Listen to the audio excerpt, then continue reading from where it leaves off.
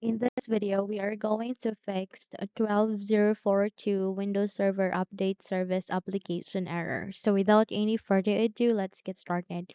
The first solution that you can do is that you need to run the troubleshooter for Windows Update. How we can do that at day start, make a right click, scroll up and click on settings.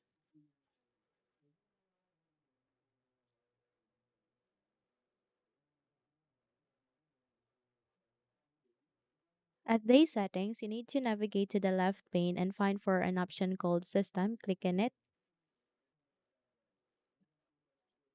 Once you have opened the system section, you need to scroll down here on the list and find for troubleshoot. Next is to click on that one, and afterwards you can see other troubleshooters. Click in here. Another the most frequent, find for Windows Update and click on run corresponding to it. So this will help you to diagnose the problem, okay? And you need to wait until this procedure would be finished. It will take 2 to 3 minutes. And once you are done with this, try to run the Windows Update again and check if it's working. However, if not, then we need to navigate to the next step, and that is to do a file system checker. So by that, here at the search box, please type for CMD. Once you have typed that, you need to wait until you can see a best match in this window. And once you have seen the command prompt system, navigate at the right side and go with the run as administrator.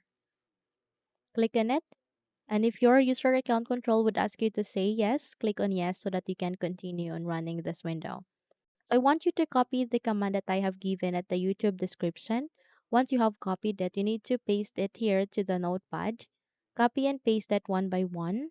Okay, first is to do SFC scan, and this process will take some time, maybe 5 minutes. Wait until it would be finished, and once you are done, proceed on the copying and pasting for the second, which is to check the health of your computer. Please paste it here, and then proceed to the third one, which is to scan the health of your computer. And then once done, proceed to the fourth, which is to restore the health of your PC.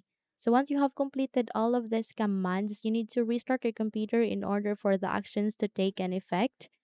And once you are done with this, you need to restart your computer. Once you have restarted it, try to check if the problem has been fixed. Okay? Now that's it. If you think this video had helped you a lot, then don't forget to subscribe. You may also click or turn on the notification bell so that you will be notified for more upcoming tutorials. Now, thank you and have a good day.